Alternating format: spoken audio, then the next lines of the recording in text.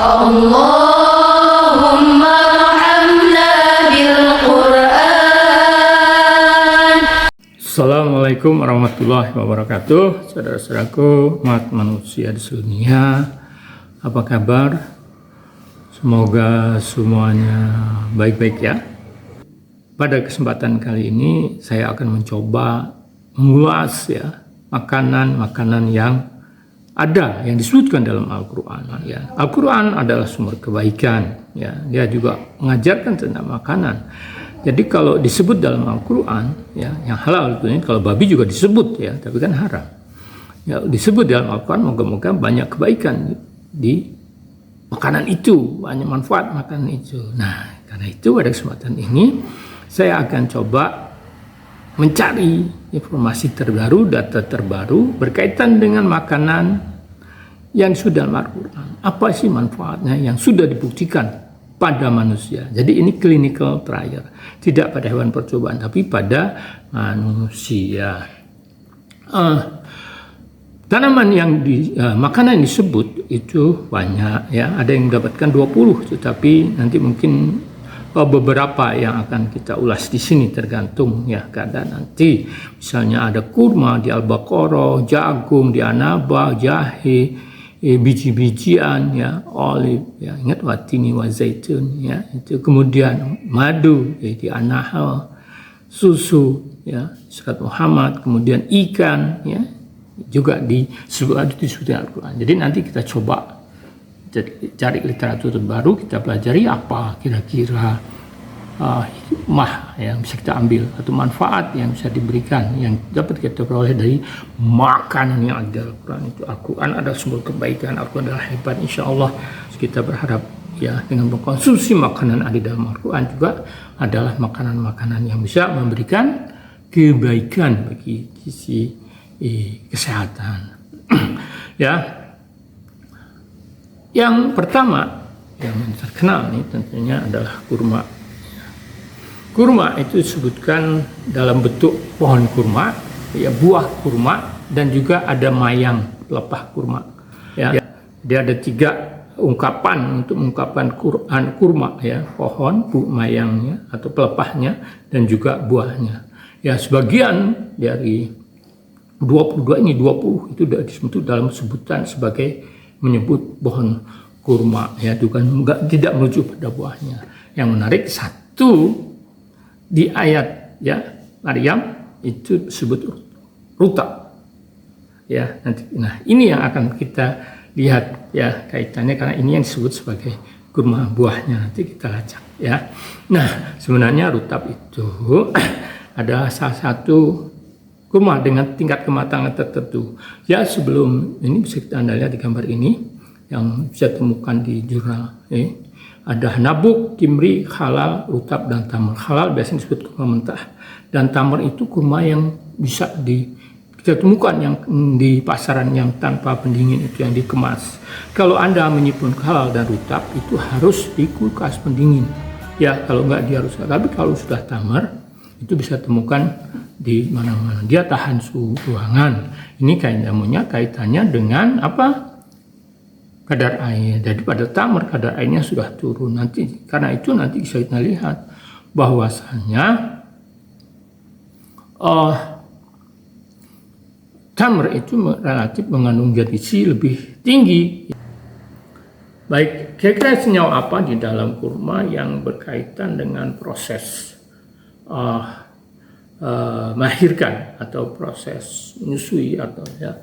Kalau kita lihat semua hormon yang paling penting ya, yang spesifik pada wanita yang berkaitan dengan menstruasi, kehamilan dan sebagainya ya, itu adalah estrogen ya. Karena itu kita lihat apa sih yang berkaitan dengan itu. Nah ini ada penelitian data kaitannya dengan fitoestrogen. Kalau manusia itu estrogen atau estradiol ya. Kalau yang dari tanaman, dari binatang itu estrogen. Kalau dari tumbuhan itu adalah fitoestrogen. Ini sebenarnya tidak sama senyawanya, tapi punya kemiripan, punya karakteristik yang mirip ya gitu. Nah kita lihat ternyata kurma mengandung total itu estrogen yang sangat tinggi dibandingkan dengan buah-buah yang lain ya. Ini saya pilih pisang, strawberry, apel, ini kalau kita lihat datanya dia termasuk yang tinggi. Tetapi begitu dibandingkan dengan kurma itu jauh di bawahnya. Kita perlu bukti. Oke, kita lihat penelitian-penelitian terbaru berkaitan dengan khasiat manfaat kurma untuk ibu melahirkan dan juga untuk bayi. Yang pertama kaitannya dengan ibu melahirkan ya. Ternyata konsumsi kurma bisa menurunkan tingkat pendarahan ya ibu-ibu setelah melahirkan. Jadi dia bisa mencegah pendarahan pasca melahirkan. Berapa yang dikonsumsi? 100 gram satu. Jadi metode penelitiannya ini ada 98 wanita dibagi 2, satu yang konsumsi, satu yang enggak. 2 jam setelah melahirkan, dan yang diteliti adalah yang melahirkan secara normal ya, tidak sesar dan sebagainya. Kemudian disuruh makan ya 1 on kurma. Kemudian diamatin selama 24 jam. Karena pendarahan pasca melahirkan sampai 24 jam ya. Melahirkan itu prevalensi kejadiannya tinggi. Nah, ini dicek hasilnya apa ya. Dari sisi skor mereka yang tidak mengkonsumsinya, maka tingkat nilainya maka ya pendarahannya itu skornya 50, itu tinggi, semakin tinggi semakin parah. Nah, kemudian ketika mereka yang makan kurma yang 1 on tadi 100 gram sesudah melahirkan dia hanya 33,7, jadi turun sekali tingkat pendarahannya, dan ini secara statistik nyata. Kenapa ya?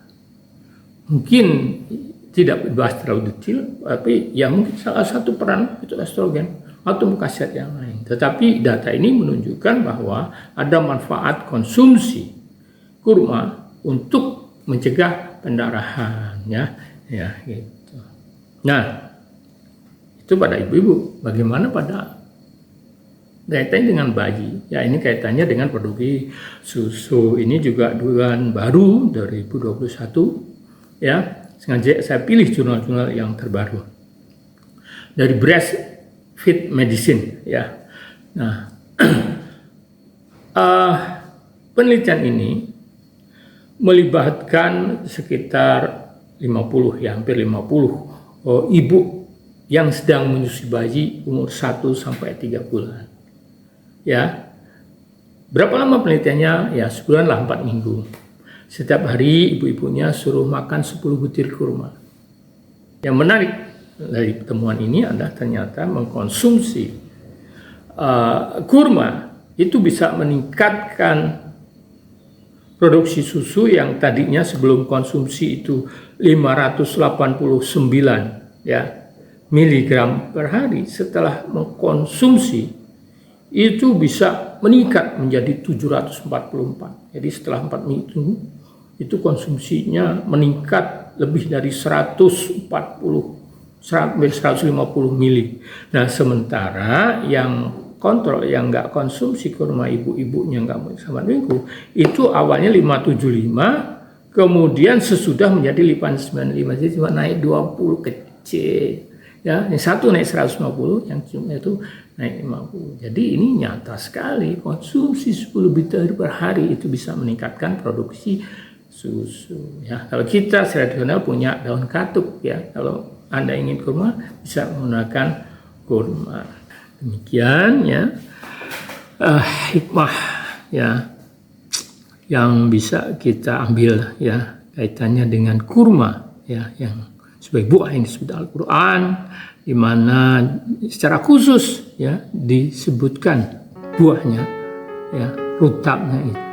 Ya, Allah Maha tahu apa yang harus diberikan kepada Bunda Maria yang saat itu sedang mempunyai anak habis melahirkan. Ya, saya kira itu yang bisa saya sampaikan. Ya, bermanfaat. Tolong sampaikan ke yang lain, dan jangan lupa like, subscribe, dan juga dibagikan. Walau alam bisa. Assalamualaikum warahmatullahi wabarakatuh. Allahumma arhamna bil Qur'an waj'alhu